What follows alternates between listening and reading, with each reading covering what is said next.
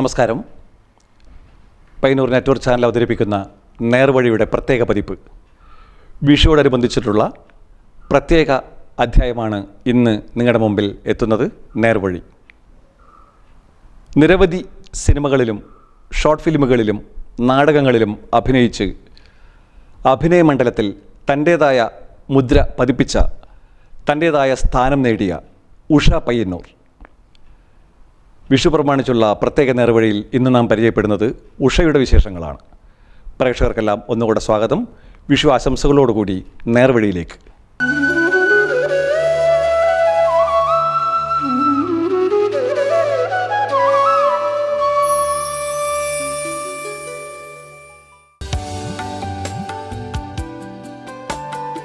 മലയാള ചലച്ചിത്ര വിഹായസിൽ ഉദിച്ചുയരുന്ന അഭിനയ പ്രതിഭയാണ് പയ്യന്നൂർ സ്വദേശിനിയായ ഉഷ. അടുത്ത കാലത്ത് മാത്രം സിനിമാ രംഗത്തെത്തിയ ഉഷ പയ്യന്നൂർ ഇതിനോടകം തന്നെ 10ലധികം സിനിമകളിൽ ശ്രദ്ധേയങ്ങളായ വേഷത്തിൽ അഭിനയിച്ചു. മുഴുനീള കഥാപാത്രങ്ങളായി നിറഞ്ഞു നിൽക്കുന്ന വേഷം മുതൽ ഒറ്റ രംഗത്ത് കടന്നുവരുന്ന വേഷം വരെ വൈവിധ്യമാർന്ന കഥാപാത്രങ്ങളായി കടന്നുവന്ന ഉഷ അഭിനയ മണ്ഡലത്തിൽ തൻ്റേതായ സ്ഥാനം അടയാളപ്പെടുത്തി. ചലച്ചിത്രം, നാടകം, ഹ്രസ്വചിത്രം എന്നിങ്ങനെ വിവിധ മേഖലകളിൽ കലാപാടവം തെളിയിക്കുവാൻ ഉഷ പയ്യന്നൂർ എന്ന അഭിനേത്രിക്ക് കഴിഞ്ഞിട്ടുണ്ട്.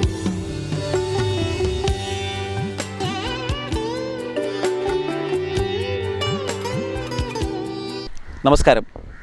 ഇപ്പോൾ ഉഷ പയ്യന്നൂർ അഭിനയ ജീവിതത്തിൽ ഇതിനകം തന്നെ തൻ്റേതായിട്ടുള്ള ഒരു സ്ഥാനം നേടിയിട്ടുണ്ട്. നിരവധിയായിട്ടുള്ള സിനിമകൾ, നാടകങ്ങൾ, ഷോർട്ട് ഫിലിമുകൾ ഇങ്ങനെയൊക്കെ ആയിട്ട് അഭിനയിക്കുകയാണ്. ഇപ്പോൾ ഒരു അഭിനേതാവ്, നേരത്തെ സൂചിപ്പിച്ച പോലെ ഒരു അഭിനേതാവ് എന്ന നിലയിൽ തൻ്റേതായിട്ടുള്ളൊരു അടയാളപ്പെടുത്തൽ ഇതിനകം തന്നെ സംഭവിച്ചിട്ടുണ്ട്. അപ്പോൾ നമുക്ക് ഇപ്പോൾ സിനിമയായിട്ടാണല്ലോ ഇടപെടുന്നത്. പലതരം സിനിമകൾ, ചെറുതും വലുതുമായിട്ടുള്ള ചെറിയ വേഷങ്ങൾ അഭിനയിച്ചു. അപ്പോൾ എന്തൊക്കെ സിനിമകളിലാണ് പ്രധാനമായിട്ട് അഭിനയിച്ചിട്ടുള്ളത്, അതിലത്തെ പ്രധാനപ്പെട്ട വേഷങ്ങൾ എന്തൊക്കെയാണ്, ആ സിനിമ വിഷയമായിട്ട് ഒന്ന് ചർച്ച ചെയ്തുകൊണ്ട് നമുക്ക് തുടങ്ങാം. ഇപ്പോൾ ഏകദേശം 10 സിനിമകളിൽ അഭിനയിച്ചു കഴിഞ്ഞു. അപ്പോൾ അതിൽ 6 സിനിമ റിലീസായിട്ടുണ്ട്. ചെറുതും വലുതുമായ വേഷങ്ങളാണ് ചെയ്തിട്ടുള്ളത്. അപ്പോൾ അതിൽ എൻ്റെ ഒരു എൻട്രി എന്ന് പറയാവുന്നത് കറുത്ത ജൂതൻ, സലീം കുമാർ സംവിധാനം ചെയ്ത കറുത്ത ജൂതനാണ്. അപ്പോൾ അതിന് 2017 മികച്ച സ്റ്റോറി കറുത്ത ജൂതനാണ് കിട്ടിയത്. അപ്പോൾ അങ്ങനെ ആദ്യം തന്നെ സലീം കുമാറിനെ പോലെയുള്ള പിന്നെ ഒരാളുടെ സിനിമയിലൂടെ തുടക്കം കുറിക്കാൻ സാധിച്ചതിൽ വലിയ കാര്യമുള്ള കാര്യം ഞാൻ വിചാരിക്കുന്നുണ്ട്. പിന്നീട് വന്നത് ഏറ്റവും ജനപ്രിയ ചിത്രത്തിനുള്ള 2017 പുരസ്കാരം കിട്ടിയ രക്ഷാധികാരി ബൈജു. അതിൽ നല്ലൊരു വേഷം എനിക്ക് കിട്ടിയിട്ടുണ്ട്. പിന്നീട് വന്നത് മാച്ച് ബോക്സ് എന്ന് പറയുന്ന ഒരു ചിത്രമാണ്. അപ്പോൾ അതിലൊരു മുസ്ലിം ക്യാരക്ടറാണ്. ആദ്യത്തെ കറുത്ത ജൂതനിലൊരു ജൂത സ്ത്രീ ആയിരുന്നെങ്കിൽ ഇതിൽ ഒരു മുസ്ലിം സ്ത്രീ ആയിട്ടാണ് ഇതിൽ വരാൻ വേണ്ടി സാധിച്ചത്. പിന്നീട് റിലീസായ ചിത്രം അരയക്കടവിൽ, അതിൽ നമ്മുടെ ചരിത്രം പറയുന്ന കയ്യൂർ സമരവുമായിട്ട് ബന്ധപ്പെട്ട റിലീസായതാണല്ലേ. അതിൽ പിന്നെ അപ്പു എന്ന കേന്ദ്ര കഥാപാത്രത്തിൻ്റെ ഏട്ടത്തിയമ്മയായിട്ടാണ് അതിൽ വരുന്നത്. കുറച്ച് ചെയ്യാനുണ്ടോ? അത് 2 ലെങ്തിയായ ടച്ചിങ് ആയ സീനാണ് അതിലുള്ള. ശ്രദ്ധിക്കും അല്ലേ? ശ്രദ്ധിക്കപ്പെടുന്ന അല്ല, ഞാനതൊരു വളരെ ടച്ചിങ് ആയിട്ട് എനിക്കത് ചെയ്യുമ്പം തന്നെ വളരെ ഭയങ്കര ഫീലോട് കൂടിയായിരുന്നു അത് ചെയ്യാൻ വേണ്ടി സാധിച്ചത്. അപ്പോൾ പിന്നീട് പിന്നെ ചെയ്ത ഫിലിം എന്ന് പറയുന്നത് ഒരു മുഴുനീള കഥാപാത്രത്തെ അവതരിപ്പിക്കുന്ന മുല്ലപ്പൂ വിപ്ലവം. മുല്ലപ്പൂ ഉണ്ടല്ലേ, ബാക്കിൽ കാണുന്നില്ലെന്നേ ഉള്ളൂ. അപ്പോൾ അതിൽ നല്ലൊരു കഥാപാത്രമാണ്. അതായത് ഒരു പ്രശ്നങ്ങളെ അതിജീവിക്കുന്ന ഒരു പിന്നെ നായികയാണ്. അതിൽ 2 നായികമാരാണ്. പിന്നെ നായിക, അതുപോലെ പ്രതിനായികയും. അങ്ങനെ ഒരു നായിക ഒരു നായിക പ്രാധാന്യമുള്ള ഫിലിമാണത്. അതിൽ ബോൾഡായിട്ടൊരു ക്യാരക്ടറാണല്ലേ അതിൽ. അല്ല, ഈ നായികമാർ 2 പേരും അവരുടെ. അപ്പം എൻ്റെ മകളാണ് നായിക. അപ്പോൾ അച്ഛൻ ഒരു സ്കൂള് ഹെഡ് മാസ്റ്റർ, അപ്പോൾ അങ്ങനെയുള്ള ഒരു പിന്നെ ഒരു കുറച്ചൊരു മിഡിൽ ക്ലാസ് ഫാമിലിയാണ്. അപ്പോൾ അതിൽ അപ്പോൾ ഈ നായികയായ മകൾക്ക് വരുന്ന ഒരു പ്രതിസന്ധി ഘട്ടത്തിൽ അവളതെങ്ങനെ ബോൾഡായിട്ട് കൈകാര്യം ചെയ്യുന്നു, അത്തരം സന്ദർഭങ്ങളിൽ സ്ത്രീകൾ എങ്ങനെയാണത് പ്രശ്നങ്ങളെ അതിജീവിക്കേണ്ടത് എന്നുള്ള രീതിയിലാണ് ആ സിനിമ മുന്നോട്ട് പോകുന്നത്. നല്ല ഈ അമ്മയുടെ ക്യാരക്ടർ നല്ല തന്നെയാണോ? നല്ല മുഴുനീളം വരുന്ന നല്ല. അപ്പോൾ അത് ഇപ്പോൾ റിലീസായി കഴിഞ്ഞു. പക്ഷെ നമ്മുടെ 4 ജില്ലകളിൽ ഇപ്പോൾ അത് 2ാം ഘട്ടം മാത്രമേ എൻ്റെ റിലീസ് ഉള്ളൂ എന്നാണ് അറിയാൻ കഴിഞ്ഞു. കാരണമുണ്ടോ അതിന് അറിയോ?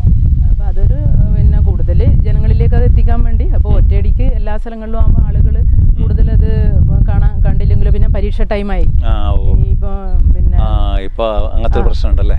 അപ്പോൾ കുറച്ചൊന്ന് ഒരു തന്ത്രപൂർവ്വം ഒന്ന് മാറ്റി വെച്ചതായിരിക്കും അല്ലേ? മാർച്ച് 15-നായിരുന്നു റിലീസായത്. അപ്പം കോഴിക്കോടുള്ള ടീമാണ് നവാഗത സംവിധായകനായ നിക്കിൾസൺ പൗലോസാണ് അതിൻ്റെ സംവിധായകൻ. പിന്നെ അപ്പോൾ അത് ഇപ്പോൾ ഒരു പിന്നെ തമിഴിലേക്കും അത് റീമേക്ക് ചെയ്യുന്നുണ്ട് എന്നാണ് പറയാൻ വേണ്ടി കഴിഞ്ഞത്. പിന്നെ അതിനുശേഷം റിലീസായത് ഷോർട്ട് ഫിലിം റിലീസായിട്ടുണ്ട്. ഷോർട്ട് ഫിലിം ഞാനൊരു 5ഓളം ഷോർട്ട് ഫിലിമും ചെയ്തിട്ടുണ്ട്. പിന്നെ ഇപ്പം ചിത്രീകരണം പൂർത്തിയായിട്ടുള്ളത് സമന്വയം എന്ന് പറയുന്ന ഒരു ഫിലിമാണ്. അപ്പോൾ അതിൻ്റെ മറ്റു കാര്യങ്ങളൊന്നും ആയിട്ടില്ല. അപ്പോൾ അതൊരു ആ സമന്വയത്തിൻ്റെ ഒരു കാര്യം പറയുമ്പോൾ കുറച്ചൊരു വേദനയോട് കൂടിയാണ് എനിക്കത് ആ ഫിലിമിനെ പറ്റി ഓർക്കാൻ വേണ്ടി കഴിയുക. കാരണം അതിൻ്റെ സംവിധായകൻ വളരെ ആകസ്മികമായി നമ്മളെ വിട്ടു പിരിഞ്ഞു പോയിട്ടാണ് ഉള്ളത്. അപ്പം അതുകൊണ്ട് തന്നെ നമ്മുടെ ഗോവിന്ദേട്ടൻ അപ്പം ഒരു പക്ഷേ സാറിന് അറിയായിരിക്കും. അപ്പം ഗോവിന്ദേട്ടനെ പറ്റി പറയുകയാണെങ്കിൽ നമ്മൾ അറിയപ്പെടാണ്ട് പോയ ഒരു മഹത് വ്യക്തിത്വമാണ്. പിന്നെ ഫിലിം ഇൻസ്റ്റിറ്റ്യൂട്ടിൽ ഗോൾഡ് മെഡലോടെ പാസ്സായ അദ്ദേഹം ജയനെ പോലെയുള്ള ആളെയൊക്കെ വെച്ച് ആദ്യകാലങ്ങളിൽ സിനിമ എടുത്തതാണ്. അംബികേനെയൊക്കെ നായികയാക്കി ആദ്യം ഉയർത്തി കൊണ്ടുവന്നത് ഗോവിന്ദേട്ടനാണ്. നമ്മുടെ നാട്ടിൽ നിന്ന് ഈ ഫിലിം ഇൻസ്റ്റിറ്റ്യൂട്ടിൽ പഠിക്കുന്ന ആദ്യത്തെ ആള്.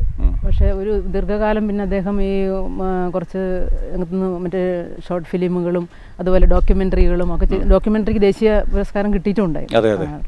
അപ്പം കുറച്ചു കാലം പിന്നെ പ്രത്യേകിച്ച് സജീവമായിട്ട് രംഗത്തുണ്ടായിരുന്നില്ല. അപ്പോൾ അങ്ങനെ ഈ ഒരു അവസാന നാളിൽ സമന്വയം എന്ന് പറയുന്ന ഒരു ഫിലിം ചെയ്തു. അദ്ദേഹത്തിൻ്റെ ഒരു അവസാനത്തെ ഒരു സ്വപ്ന സാക്ഷാത്കാരമാണല്ലേ? അതെ. അപ്പോൾ അതെങ്ങനെ അതിൻ്റെ അവസ്ഥ അത് പൂർത്തിയായിട്ടുണ്ടോ? അല്ല അദ്ദേഹത്തിൻ്റെ അഭാവം ആ സിനിമേനെ റിലീസ് ഇങ്ങനെ ബാധിക്കാൻ ഉഷക്കം തോന്നുന്നു? അപ്പോൾ അഭാവം ബാധിക്കാതിരിക്കൂല, ചെറിയ തോതിൽ ബാധിക്കും. ഡ്രീമാണത്, ഒരു വലിയൊരു ഡ്രീമാണത്. അപ്പോൾ ചിത്രീകരണം നല്ല രീതിയിൽ പൂർത്തിയായി കഴിഞ്ഞു.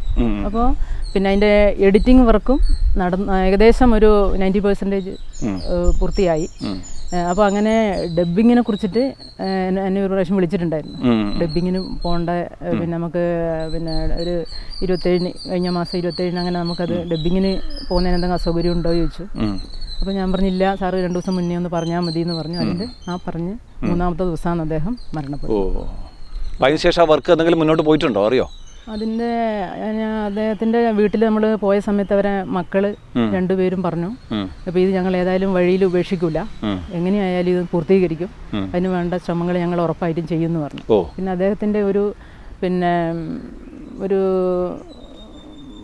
കസിൻ ആയിട്ട് വരുന്ന ഒരു റിലേറ്റീവാണ്, ഒരു ക്ലോസ് റിലേഷൻഷിപ്പ് എന്താണെന്ന് എനിക്കറിയില്ല. അദ്ദേഹത്തിൻ്റെ ഒരു റിലേറ്റീവാണ് നമ്മുടെ സന്തോഷ് മണ്ടൂർ. അതായത് ഈ പ്രാവശ്യത്തെ സ്പെഷ്യൽ ജൂറി പുരസ്കാരം അദ്ദേഹത്തിന് കിട്ടിയിട്ടുണ്ട്, പനി. അപ്പോൾ അദ്ദേഹം അത് ഏറ്റെടുത്ത് ചെയ്യും. പിന്നെ മാത്രമല്ല ഇതിൽ ആക്ട് ചെയ്തിരിക്കുന്നത് ഒരു ഡയറക്ടർ കൂടിയാണ്, ശ്രീജിത്ത് പലേരി എന്ന് പറയുന്ന സിനിമയും സീരിയലും ഒക്കെ ഡയറക്റ്റ് ചെയ്യുന്ന ആളാണ് അതിൽ പിന്നെ അഭിനയിച്ചിട്ടുള്ളത്. അദ്ദേഹത്തിൻ്റെ ഭാര്യയായിട്ടാണ് ഞാൻ അതിൽ അഭിനയിക്കുന്നത്.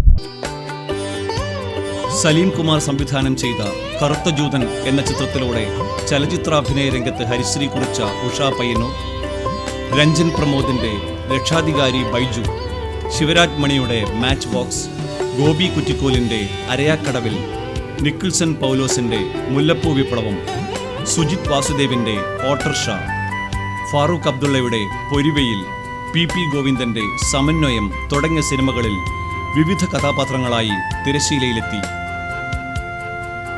പിള്ളമനസ്സിൽ കള്ളമില്ല, കഴുകൻ, സിൽക്ക് മുക്ക് എന്നിവ ഉഷ അഭിനയിച്ച ഹ്രസ്വചിത്രങ്ങളിൽ ചിലതാണ്.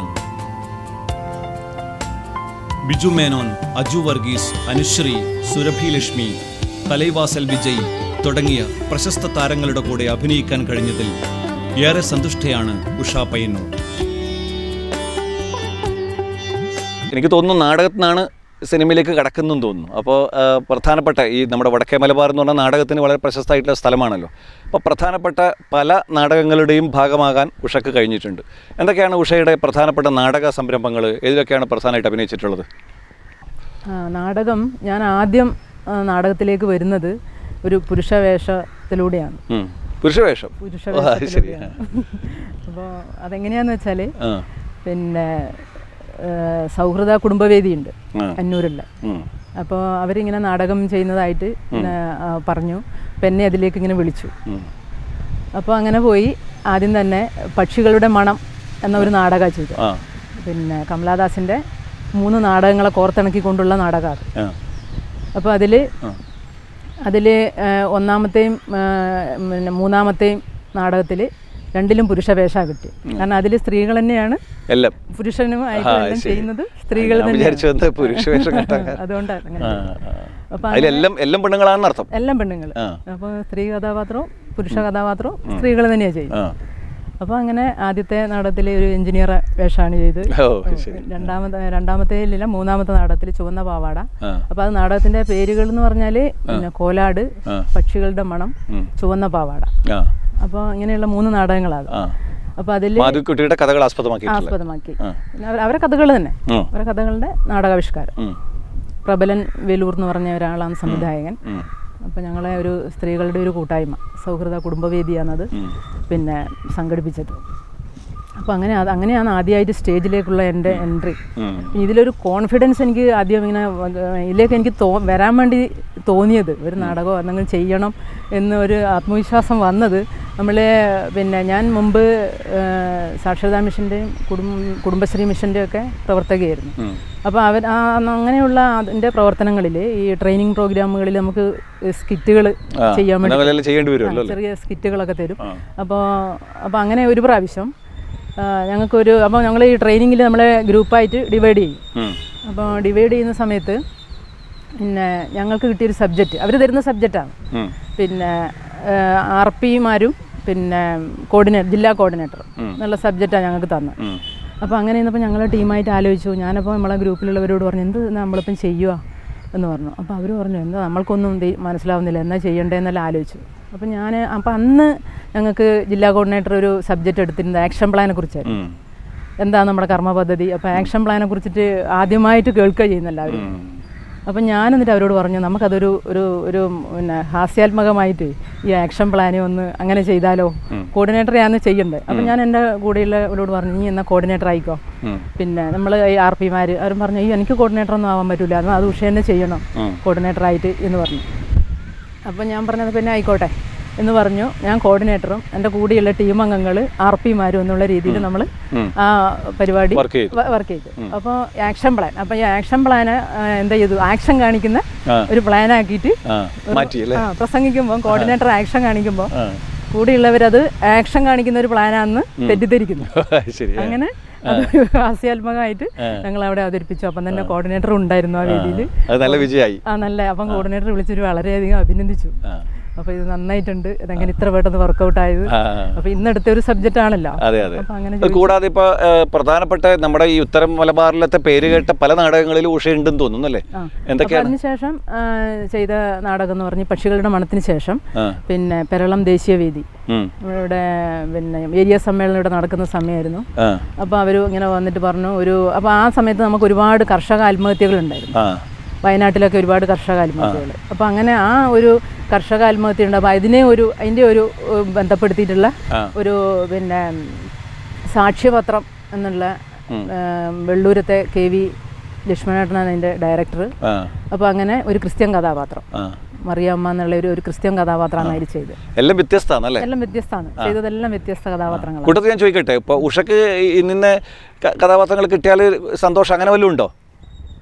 അങ്ങനെയല്ല, ഏത് കിട്ടി ഇപ്പൊ നമുക്ക് സ്വാഭാവികമായിട്ടും നിങ്ങളെപ്പോലത്തെ ആൾ ഉത്തരം പറയും, ഏതായാലും എനിക്ക് പ്രശ്നമില്ല എന്ന് പറയും.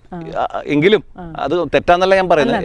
എങ്കിലും നമുക്ക് ഇപ്പൊ ഇന്ന രീതിയിലൊരു കഥാപാത്രമാണെങ്കിൽ കുറച്ചും കൂടി രസാക്കാമായിരുന്നു, അങ്ങനെയുണ്ടോ ഏതെങ്കിലും ഒരു ടൈപ്പ്? മനസ്സിലൊരു തോന്നുന്നു, എനിക്കൊരു ചെയ്യണം എന്നുള്ള തോന്നുന്നത് പ്രതിസന്ധികളെയൊക്കെ അതിജീവിച്ചിട്ട് വളരെ ശക്തമായിട്ട് മുന്നോട്ട് പോകുന്ന എല്ലാ ജീവിതത്തിൽ പ്രയാസങ്ങളൊക്കെ ഉണ്ടാവും.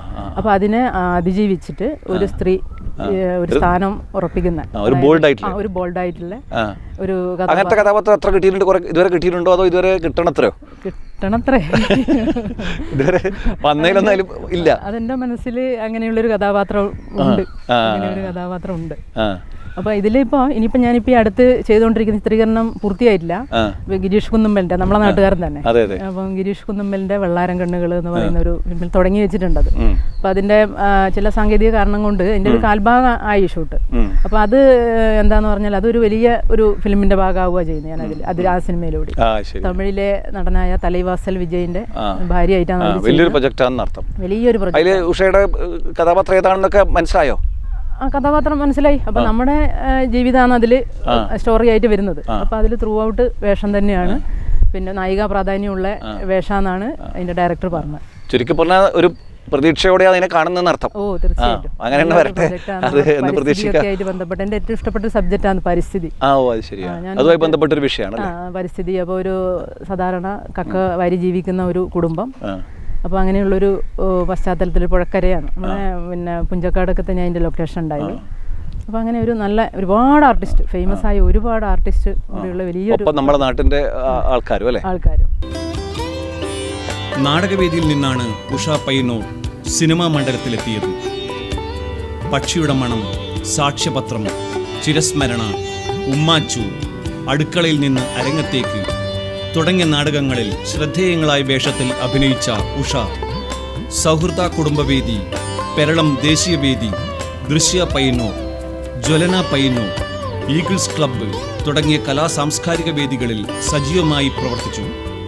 സ്കൂൾ അധ്യാപികയായ ഉഷ പയ്യന്നൂർ പിന്നീട് സാക്ഷരതാ മിഷന്റെ നഗരസഭാ കോർഡിനേറ്ററായി. കുടുംബശ്രീ മിഷന്റെ സ്ത്രീ ശാക്തീകരണം ജില്ലാ ഫാക്കൽറ്റി, കമ്മ്യൂണിറ്റി കൗൺസിലർ തുടങ്ങിയ നിലകളിലും പ്രവർത്തിച്ചിട്ടുണ്ട്. സാക്ഷരതാ പ്രവർത്തനങ്ങളിൽ സജീവയായ ഉഷയ്ക്ക് മികച്ച സംഘാടനത്തിനുള്ള നഗരസഭയുടെ പ്രത്യേക അനുമോദനം ലഭിക്കുകയുണ്ടായി. ഉഷ നേരത്തെ സൂചിപ്പിച്ചു, എങ്കിലും ഞാൻ ചോദിക്കുകയാണ്, എവിടുന്നാണ് ഈ ഒരു അഭിനയത്തിൻ്റെ ഒരു തുടക്കം? നേരത്തെ പറഞ്ഞു നമ്മുടെ സാക്ഷരതാ പ്രവർത്തനമൊക്കെ ആയി ബന്ധപ്പെട്ടിട്ടുള്ള വിഷയത്തിൽ അതിൻ്റെ ഒരു നിമിത്തം സൂചിപ്പിച്ചു. എങ്കിലും എങ്ങനെയാണ് തന്നിലൊരു അഭിനേതാവ് ഉണ്ട് എന്ന് തിരിച്ചറിയുകയും അങ്ങനെ അതിപ്പോൾ നേരത്തെ പറഞ്ഞ പോലെ നമ്മുടെ ജോലിയുടെ ഭാഗമായിട്ട് നമ്മളിങ്ങനെ അഭിനയിക്കുന്നു എന്നല്ലാതെ ഒരു മുഴുനീള അഭിനേതാവ് എന്ന രീതിയിലേക്ക് പോകാനുള്ള ഒരു തുടക്കം എന്തൊക്കെയാണ്? വല്ല പ്രചോദനവും മറ്റും ഉണ്ടോ? സ്കൂളിൽ പഠിക്കുമ്പോഴൊക്കെ വല്ല അഭിനയമോ അങ്ങനെ വല്ല കലാപരിപാടികളൊക്കെ ഉണ്ടായിട്ടുണ്ടോ? സിനിമയിൽ എത്തിപ്പെടുന്നത് അപ്പോൾ ഈ നാടകത്തിനൊക്കെ ചെയ്തുകൊണ്ടിരിക്കുന്ന ഈ ഒരു അവസരത്തിൽ ഒരു പ്രാവശ്യം പിന്നെ നമ്മുടെ സലീം കുമാറിൻ്റെ സിനിമകൾ കേരളത്തിലുടനീളം അതിന് ഷൂട്ടിങ് ലൊക്കേഷനുകളുണ്ടായിരുന്നു.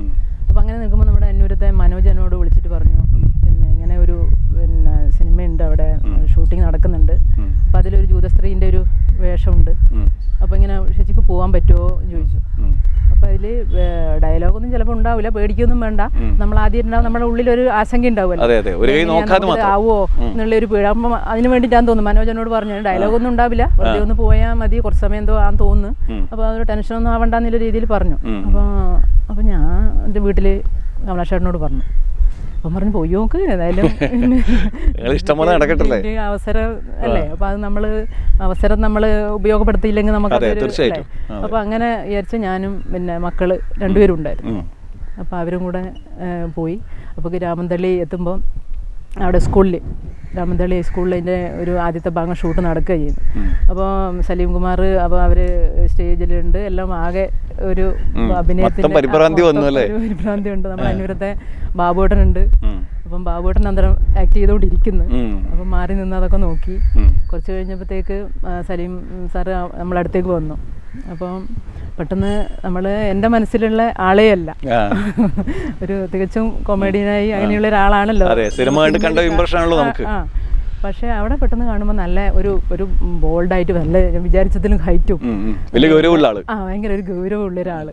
അപ്പോൾ എന്നോട് ഇങ്ങനെ സംസാരിച്ചു എങ്ങനെയാണ് എന്തൊക്കെയാണ്. അപ്പോൾ ഇങ്ങനെ നാടകം ചെയ്ത കാര്യങ്ങളൊക്കെ പറഞ്ഞു.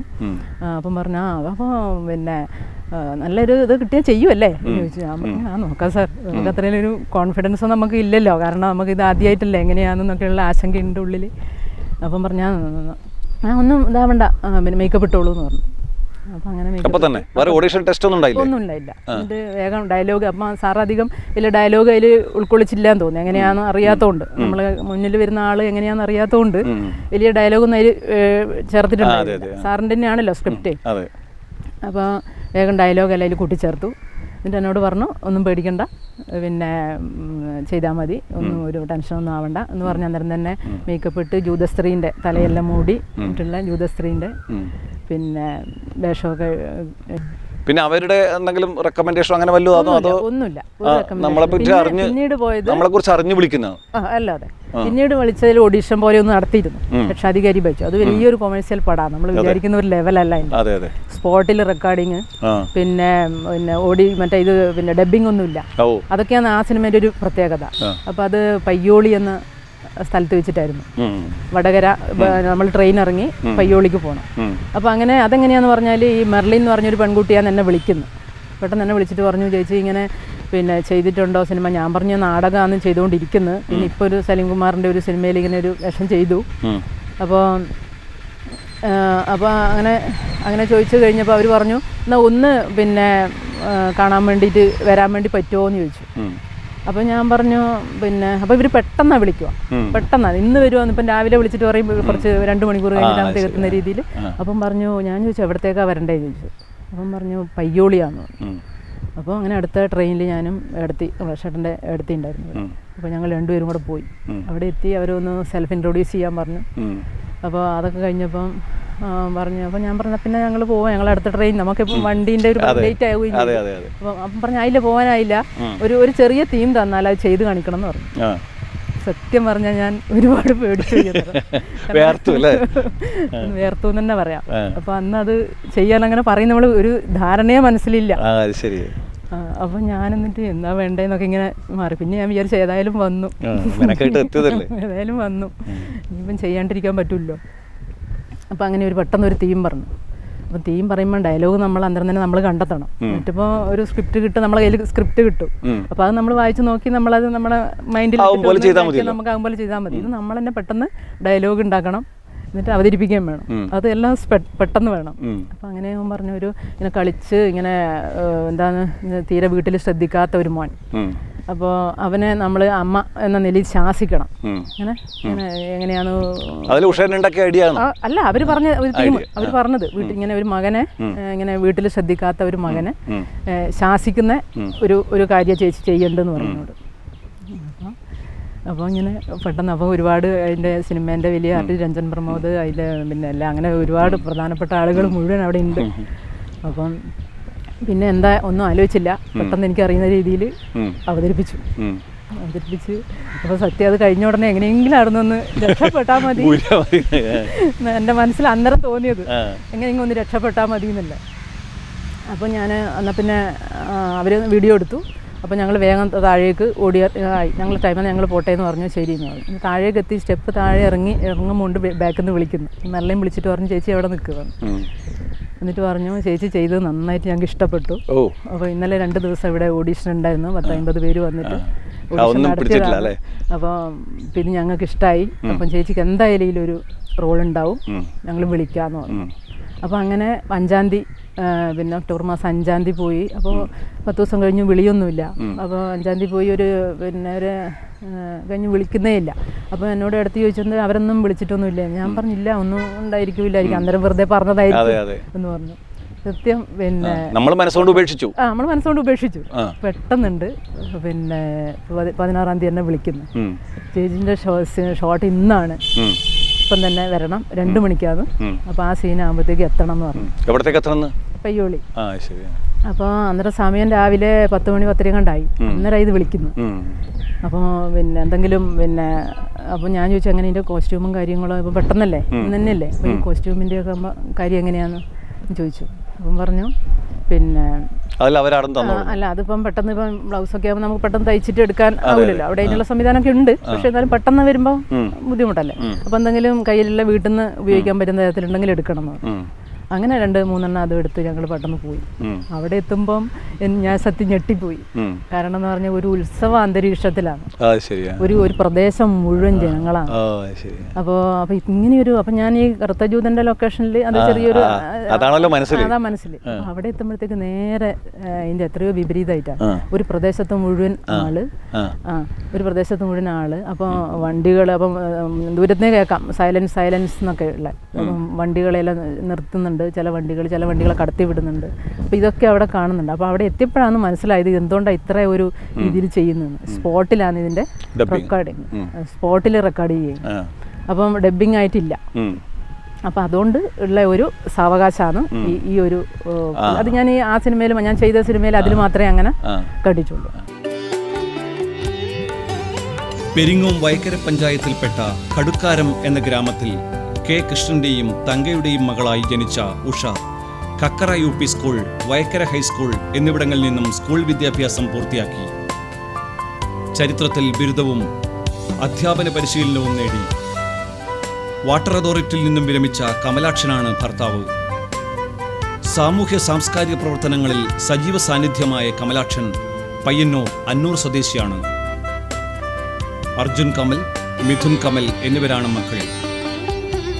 ഗിരീഷ് കുന്നുമ്മൽ സംവിധാനം ചെയ്യുന്ന വെള്ളാരം കണ്ണുകൾ, പ്രേംരാജന്റെ വരൻ സുന്ദരൻ, തസ്ലീം മുജീബിന്റെ പെനാൾട്ടി തുടങ്ങി ഉടൻ റിലീസാകാൻ പോകുന്ന ചിത്രങ്ങളിലെ മികച്ച വേഷങ്ങൾ ഏറെ പ്രതീക്ഷ നൽകുന്നവയാണ്.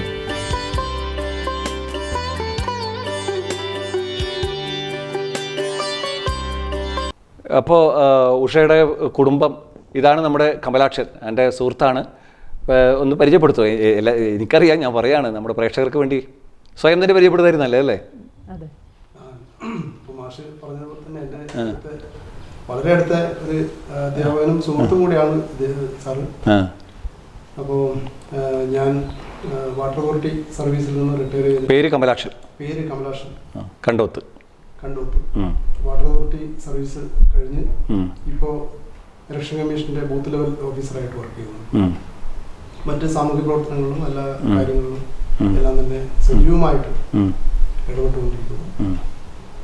കമലാക്ഷൻ സംഘാടകൻ, നിരവധി സാമൂഹ്യ സാംസ്കാരിക സംഘടനകളുടെ സംഘാടകനായിട്ടും നേതൃത്വപരമായിട്ട് പങ്കുമൊക്കെ വഹിച്ച ആളാണ്. അത് അറിയുന്ന ആൾക്കെല്ലാം അറിയാം, നമ്മൾ പരിചയപ്പെടുത്താതെ തന്നെ. ഇപ്പോൾ ഉഷയുടെ മക്കളെ കുറിച്ചൊന്ന് ആരും ഇവിടെ ഇല്ല. ഏതായാലും രണ്ടാളും ഇപ്പം സ്ഥലത്തില്ല. മൂത്താള് തിരുവനന്തപുരം ടെക്നോ പാർക്കിൽ വർക്ക് ചെയ്യുന്നു, സോഫ്റ്റ്വെയർ എഞ്ചിനീയറാണ്. രണ്ടാമത്തെ ആള് മെഡിസിന് ബാംഗ്ലൂർ പഠിക്കുന്നു, 3rd ഇയർ. രണ്ടാൾ കല്യാണം കഴിഞ്ഞിട്ടില്ല? ഇല്ല. പയ്യന്മാരുണ്ട് എത്രയോ? അല്ല പ്രായമായോ? മൂത്താള് ഏകദേശം ശരി. അപ്പോൾ നേരത്തെ പറഞ്ഞു ഉഷക്ക് ഒരു സമന്വയം അത് വരാനുണ്ട്. പിന്നെ വേറെ വെള്ളാരം കല്ലുകളിൽ ഒരു സിനിമ ഷൂട്ടിങ്ങിന്റെ പ്രാരംഭം തുടങ്ങിയിട്ടുണ്ട്. സുരഭി ലക്ഷ്മിന്റെയും കൂടെ ചെയ്ത ഒരു പൊരിവേൽ എന്ന് പറഞ്ഞ ഒന്നുമുണ്ട്, വരാനുണ്ട്. അപ്പോൾ അങ്ങനെ നിരവധിയായിട്ടുള്ള ഇപ്പോൾ ആ കൂട്ടത്തിൽ ഒരു ഒറ്റ സംശയം ചുരുക്കി പറയണം. അതായത് നമ്മുടെ ഇപ്പോൾ ഈ സിനിമാ സംരംഭത്തിന് തിരക്കിനിടയിൽ നാടകം എങ്ങനെ വിട്ടുവോ, അല്ല ഇനി ആരെങ്കിലും വിളിച്ച നാടകത്തിനും പോകുമോ? ഇപ്പോൾ രാമേന്ദ്രേട്ടൻ അദ്ദേഹത്തിന്റെ ഒരു ഉമ്മാച്ചു നാടകം ചെയ്തത് ഞാൻ നേരത്തെ സൂചിപ്പിച്ചല്ലോ. അപ്പോൾ ഇനി പുതിയൊരു നാടകം ഇപ്പോൾ ഈഗിൾ ക്ലബിന്റെ ഒരു ഇപ്പം കഴിഞ്ഞ ദിവസം വിളിച്ചിട്ടുണ്ടായിരുന്നു. നാടകം സിനിമേന്റെ തിരക്കിലാണെങ്കിലും നാടകം ചെയ്യും. കിട്ടിയാൽ അത് നല്ലതാണെങ്കിൽ നമ്മൾ സമയമുണ്ടെങ്കിൽ. ഇപ്പോൾ ഈ സിനിമയിൽ കൂട്ടത്തിൽ ഇപ്പോൾ നേരത്തെ കമലാക്ഷൻ സൂചിപ്പിച്ചു, നമ്മുടെ പല പ്രവർത്തനങ്ങളും സാമ്പത്തികമായിട്ടല്ല, അങ്ങോട്ടല്ലാതെ ഇങ്ങോട്ടൊന്നുമില്ല. അപ്പോൾ ഈ സിനിമയിൽ എങ്ങനെ നമുക്ക് സാമ്പത്തികമായിട്ട് ഗുണമുണ്ടോ എന്തെങ്കിലും? സാമ്പത്തികമായിട്ട് അവർ നമ്മളെ ഇതനുസരിച്ച് ക്യാരക്ടറിനനുസരിച്ചിട്ട് നഷ്ടമൊന്നുമില്ല. പിന്നെ അത് നോക്കുന്നില്ലെന്നോ അല്ലേ? അതിനൊരു വലിയ പ്രാധാന്യം കൊടുക്കുന്നില്ല, അങ്ങനെ ഉണ്ടോ? അല്ല, നല്ല ക്യാരക്ടർ ആണെങ്കിൽ നമ്മൾ അതിന് ഒരുപാട് പ്രാധാന്യം കൊടുക്കുന്നില്ല. പക്ഷെ എങ്കിലും മോശമല്ലാത്ത രീതിയിൽ. അല്ല അങ്ങനെയല്ല, ഇപ്പൊ സാമ്പത്തിക നേട്ടത്തിന് ഉദ്ദേശിച്ചുകൊണ്ടുള്ള ഒരു സിനിമ അങ്ങനെ ഇല്ലല്ലോ, അങ്ങനെ ഉദ്ദേശിക്കുന്നില്ലല്ലോ. ഒരു കലാപരമായിട്ടുള്ള കാര്യം എന്നുള്ള രീതിയിലല്ലേ? കൂട്ടത്തിൽ നമ്മുടെ ചെലവിന്റെ പൈസ സ്വാഭാവികമായിട്ട് കിട്ടണമല്ലോ അല്ലേ? All the best. എല്ലാ സംരംഭങ്ങളും എല്ലാ ഭാവുകങ്ങളും നേരുന്നു. ഇപ്പൊ നേരത്തെ പറഞ്ഞ പോലെ ഇനിയും താങ്കളുടെ പിന്തുണ വളരെ നിർണായക ഘടകമാണ്. അതുകൊണ്ട് താങ്കൾക്കും വിഷുവാശംസ നേരുന്നു. ഇവിടെ ഇല്ലെങ്കിലും താങ്കളുടെ 2 മക്കൾക്കും എല്ലാ മംഗളാശംസകളും കുടുംബസമേതം നേരുന്നു. ഇപ്പം നേരത്തെ പറഞ്ഞ പോലെ ഉഷ ഇനി വരാനുള്ള സിനിമകളും ഒക്കെ ഉണ്ട്. ഒരുപാട് വലിയ വലിയ സിനിമകളൊക്കെ കിട്ടട്ടെ, ആശംസകൾ. എനിക്ക് പ്രേക്ഷകരോടായിട്ട് പറയാനുള്ളത്, എനിക്ക് എൻ്റെ സിനിമകൾ ഇറങ്ങുമ്പോൾ അതെല്ലാവരും കാണണം, നിങ്ങളുടെ എല്ലാം വിലയേറിയ സപ്പോർട്ട് പ്രോത്സാഹനം ഉണ്ടാവണം എന്ന് മാത്രമാണ് ഈ അവസരത്തിൽ എനിക്ക് സൂചിപ്പിക്കാനുള്ളത്. എല്ലാവർക്കും എൻ്റെ വിശ്വാസാംശങ്ങൾ.